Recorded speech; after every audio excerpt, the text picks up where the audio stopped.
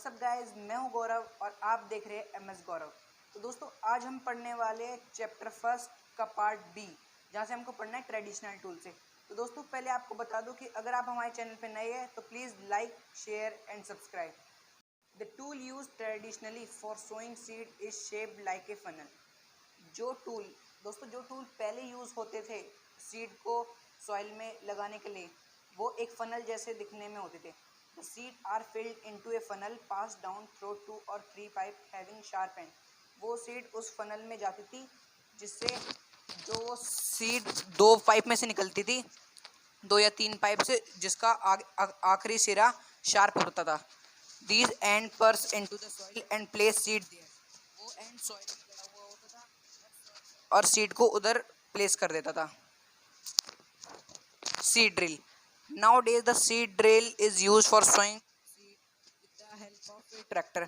अब के दिनों में अब सीड ड्रिल यूज करते हैं सीड को गाड़ने के लिए। किससे? ट्रैक्टर से। So the seed uniformly at equal distance and depth. जिससे क्या होता है, जो सीड रहती है वो प्रॉपर डिस्टेंस और गहराई में रहती है। It ensure that seed get covered by soil after sowing. जो ये टूल रहता है, जब ये सीड को गाड़ देता है सॉइल में, तो क्या रहता है, सॉइल इसको ढक देती है। This protect seed from being eaten by birds. जिससे ये किससे प्रोटेक्ट करती है उनको? जो बर्ड्स इनको खा जाती है। Sowing by using a seed drill save times and labour. Seed drill को यूज़ करने में हमारा टाइम भी बचता है और लेबर भी बचती है। Appropriate distance between the seed is necessary to avoid overcrowding of plants. सही डिस्टेंस इसमें बीच में बनाना अच्छा होता है, जिससे वो ओवर क्राउड ना करे, प्लांट एक दूसरे पे ना उगे। Sufficient sunlight, nutrients and water from the soil. जिससे उसको सही सनलाइट मिले, न्यूट्रिएंट्स मिले और पानी मिले, water. At time a few plants में have to remove to prevent overcrowding. कभी कभी कुछ प्लांट निकालने पड़ते हैं हमें, जिससे ओवर क्राउडिंग ना होए। तो दोस्तों, अब अगला टॉपिक है हमारा adding manures and fertiliser. The substance which are added to soil in the form of nutrients for the healthy growth of plants are called manures and fertilizer. वो सब्सटेंस जो सॉइल में ऐड करी जाते हैं जिससे उसकी अच्छी ग्रोथ हो, उन्हें मैन्योर्स और फर्टिलाइजर कहते हैं। Soil supply minerals nutrients to the crop plants. जो सॉइल रहती है वो मिनरल्स करते हैं, न्यूट्रिएंट्स प्रोवाइड किसको? क्रॉप प्लांट को। These nutrients are essential for the growth of plants. जिससे वो ग्रोथ ऑफ प्लांट में अच्छे साबित होते हैं। In certain areas farmers grow crop after crop in the same field. कुछ जगहों पे फार्मर अपनी फसल उगाने के बाद, उसको काटने के बाद फिर वहीं पर उगा देते हैं। The field is never left uncultivated और फॉलो। जिससे वो फील्ड कभी भी अनकल्टिवेटेड नहीं होती। Imagine what happen to the nutrients. सोचो फिर न्यूट्रिएंट्स का क्या होएगा। Continuous cultivation of crops make the soil poorer in such nutrients. अगर हम किसी भी प्लांट को एक ही फील्ड में ज़्यादातर उगाते रहे, उसकी सॉइल को ना बदले, तो उसके जो न्यूट्रिएंट्स रहते हैं वो पुअर हो जाते हैं उसमें। Therefore farmer have to add manures. इसलिए वो खाद डालते हैं। This process is called manuring. उस प्रोसेस को मैन्योरिंग कहते हैं। इम्प्रॉपर और insufficient manuring result in weak plant. जो इम्प्रॉपर और इनसफिशिएंट मैन्योर रहते हैं, उनको वीक प्लांट में हम देख सकते हैं कि वो कैसे होते हैं। Manure is an organic matter substance obtain from the decomposing of plant and animal waste. Manure एक ऐसा सब्सटेंस है जो प्लांट्स और एनिमल वेस्ट के डिकम्पोज से बना रहता है। Farmers dump plants and human waste in pits at open places and allow it to decompose. जो फार्मर रहते हैं वो एक बड़ा पिट बनाते हैं, जिसमें वो प्लांट्स और एनिमल का वेस्ट रख देते हैं डिकम्पोज होने के लिए। The decomposing is cause some micro organism. वो डिकम्पोजिंग सब माइक्रो ऑर्गेनिज्म से होते हैं। The decompose matter is used as organic manures. वो डिकम्पोज मैटर ऑर्गेनिक मैन्योर के रूप में इस्तेमाल करे जाते हैं। You have already learn about vermi composting in class 6। आपने क्लास 6 में पढ़ा होगा वर्मी कंपोस्टिंग क्या होती है। बेटर ग्रोथ ऑफ प्लांट, जिससे वो अच्छे उगते हैं। इन विच did plants in all the classes grow at the same place, which class showed better growth of plant, in which glass was the growth fastest. अब दोस्तों, अब इनके आंसर देने के लिए तो आपको ये एक्टिविटी देखनी पड़ेगी, तो आप वीडियो को पॉज करके ये देख सकते हैं। Fertilisers are chemicals which are rich in particular nutrients. Fertiliser वो केमिकल है जो न्यूट्रिएंट्स में अच्छे साबित होते हैं, जिसमें अच्छे न्यूट्रिएंट्स होते हैं। How are they difference from manures, वो मैन्योर से कैसे अलग होते हैं। Fertiliser are produced in factories, some example of fertiliser are. Fertiliser factory में बनाए जाते हैं, जैसे इनके एग्जांपल दे रखे urea, ammonium sulphate, super phosphate, ये सारे फर्टिलाइजर है। The use of fertiliser has help farmer to get better yield of crop such as wheat, paddy and maize. Fertiliser किस लिए यूज होते हैं, जिससे क्रॉप अच्छी होगी, उन्हें अच्छे न्यूट्रिएंट्स मिले, जैसे वीट, पैजी, मेज, इन सब क्रॉप में अच्छे फर्टिलाइजर हमें चाहिए होते हैं। But excessive use of fertiliser has made the soil less fertile. मगर अगर ज़्यादा यूज़ कर देते हैं हम फर्टिलाइज़र को, तो सॉइल लेस फर्टाइल हो जाती है, कम कम उपयोग में आती है। फिर fertiliser have also became a source of water pollution. Fertiliser water pollution का एक कारण है, वो वाटर पोल्यूशन करता है।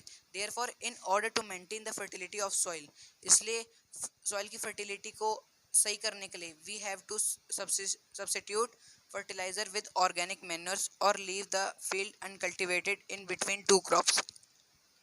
तो अगर हमें ये क्रॉप अच्छी रखनी है तो हमें मैन्योर यूज़ करना होगा, और अनकल्टिवेटेड फील्ड्स को टू क्रॉप्स के बिटवीन में उस फील्ड को लीव करना होगा कुछ दिनों के लिए। The use of manures improve soil texture as well as its water retaining capacity.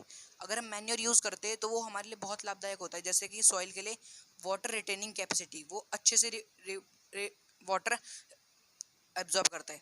It replenish the soil with nutrients, वो न्यूट्रिएंट्स भी बढ़ाता है सॉइल में। Another method of replenishing the soil with nutrients is through crop rotation. अगर और अच्छे वो करने हैं, उसमें न्यूट्रिएंट्स करने हैं सॉइल में, तो उसको हमें कैसे करना पड़ेगा, क्रॉप रोटेशन के मेथड से। ये आपने 6th क्लास में पढ़ा होगा। This can be done by growing different crop alternately. वो ये कैसे होती है, जिससे अगर हम अलग अलग क्रॉप्स उगाते तो उसे हम कहते हैं crops rotation. Earlier farmer in north India use a grow legumes as fodder in one season. जो नॉर्थन इंडिया के जो फार्मर रहते हैं वो लेगमस एज फॉडर जैसी क्रॉप को उगाते हैं एक सीजन में, जैसे wheat in the next season, अगले सीजन में वो वीट उगाते हैं। This helped in the replacement of soil with nitrogen, जिससे सॉइल में नाइट्रोजन बनी रही। Farmers are being encourage to adopt this practice. Farmer इस प्रैक्टिस को अडॉप्ट करते हैं, यानी उसे अपनाते हैं। In the previous class you have learn about rhizobium bacteria. आपने पिछली क्लास में लर्न किया होगा कि राइजोबियम बैक्टीरियम क्या होता है। दोस्तों, राइजोबियम बैक्टीरिया ये होता है जो नाइट्रोजन को सॉइल से जोड़ के रखता है। There are present in the nodules of root of leguminous plants. ये लेग्यूमिनस प्लांट्स की रूट में रहता है। लेग्यूमिनस प्लांट कौन होते हैं, जैसे पी और bean. They fix atmospheric nitrogen, जो कि एटमॉस्फेरिक नाइट्रोजन को सॉइल से जोड़ के रखते हैं। दोस्तों, अब आता है हमारा अगला topic, advantage of manure. The organic manure is considered better than fertiliser. This is because जो मैन्योर रहते हैं वो फर्टिलाइजर से कैसे अच्छे होते हैं, ये कुछ पॉइंट लिखे हैं। It enhance the water holding capacity of the soil. ये उसकी वाटर होल्डिंग कैपेसिटी को बढ़ाते हैं। It make the soil porous due to exchange of gases became easy. ये उसे पोरस बनाते हैं, जिसमें उससे बीच बीच में छेद रहते हैं, जिससे एक्सचेंज ऑफ गैसेज होती रही। It increase the number of friendly microbes. वो उसमें जो फ्रेंडली माइक्रोब्स रहते हैं, जैसे बैक्टीरिया वगैरह, उनको उनके क्वांटिटी बढ़ाता है, उनकी तादाद ज़्यादा करता है। It improve the texture of soil. ये सॉइल के टेक्सचर को भी अच्छा करता है। इरिगेशन, ये हमारा नेक्स्ट टॉपिक है, irrigation. All living being needs water to live. जितने भी लिविंग बीइंग्स हैं उन्हें वाटर चाहिए होता है जीने के लिए। Water is important for proper growth and development. Water अच्छी ग्रोथ के लिए चाहिए होता है। Water is absorb by the plant roots. जो वाटर रहता है वो प्लांट्स का कौन सा प्लांट पार्ट एब्जॉर्ब करता है, ये आपका क्वेश्चन में आ सकता है, तो रूट करता है।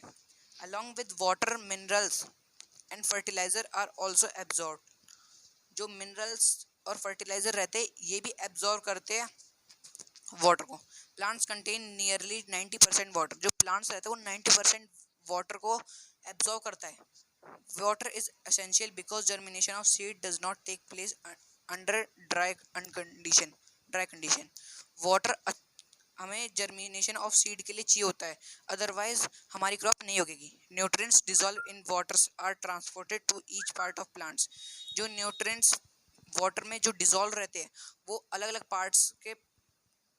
पार्ट्स जाते हैं, किसके पार्ट्स में, प्लांट के।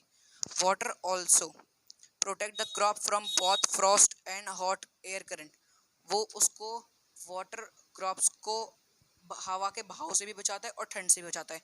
To maintain the moisture of the soil for healthy crop grow. तो अगर हमें अच्छी फसल चाहिए होती है तो हमें उसे वाटर रेगुलरली करना पड़ेगा। The supply of water to crops at regular interval is called irrigation. उसे इरिगेशन कहते हैं अगर हम क्रॉप को रेगुलर पानी दे रहे हैं। The time and frequency of irrigation various from crop to soil and season to season. जो इरिगेशन के मेथड रहते हैं अगर हम डालते हैं तो वो हर एक क्रॉप्स में अलग अलग होता है। हर एक क्रॉप्स में अलग अलग टाइम पे पानी डाला जाएगा, सॉइल जैसी होगी उस हिसाब से पानी डाला जाएगा, और जैसे सीजन होएगा, जैसे अब समर है वो समर जल्दी पानी सोख पाएगा क्योंकि सनलाइट ज़्यादा होगी। देखो ये आ गया, in summer the frequency of watering is high. जो वाटरिंग की जो फ्रीक्वेंसी है वो हायर रहती है। वाई इज इट सो, ये क्यों रहता है? Could it be due to increase rate of evaporation of water from the soil and leaves. जो वाटर रहता है सॉइल में और लीव्स में उस दिन उसकी एवेपोरेशन ज़्यादा रहती है। अभी source of irrigation, the source of water the source of water for irrigation are well, tubewell, ponds, lakes, rivers, dams and canals. जो सोर्सेज है हमारे इरिगेशन के वो कौन कौन से? हम वेल से पानी भेजते हैं क्रॉप्स को, ट्यूबवेल से, पॉन्ड्स, लेक्स, रिवर्स, नदियों से। Tradition method of irrigation. अब दोस्तों ये आगे दो मेथड। The water available in wells, lakes and canals is lifted by different method. जो वाटर रहता है लेक्स और कैनाल्स में वो क्रॉप को अलग अलग मेथड से दिया जाता है। कैटल्स और human labour is used in this method. कुछ मेथड में तो कैटल और ह्यूमन भी यूज होते हैं। So these methods are cheaper but less efficient. ये हमारे लिए यूजफुल तो होते हैं और सस्ते भी होते हैं मगर थोड़े टाइम लेते हैं। The various tradition ways are, ये कुछ वेज दिए जैसे पुली सिस्टम, चेन पंप और डेकली और रात। ये चार सिस्टम है जिससे हम फूड वो वाटर को प्रोवाइड कर सकते हैं क्रॉप के लिए। तो दोस्तों आप इनकी पिक्चर देख ही रहे होंगे कि ये कैसे है, तो आप इनकी पिक्चर देख के समझ ही जाएंगे। मेरे को नहीं लगता कि इसके लिए आपको समझाना पड़ेगा। Pumps are commonly use for lifting water. Pumps commonly इसलिए यूज किए जाते हैं जिससे वाटर को ऊपर लाया जाए। Diesel, biogas, electricity and solar energy is use to run their these pumps. Electricity, biogas, ये डीजल चाहिए होते हैं हमें पम्प्स लाने के लिए।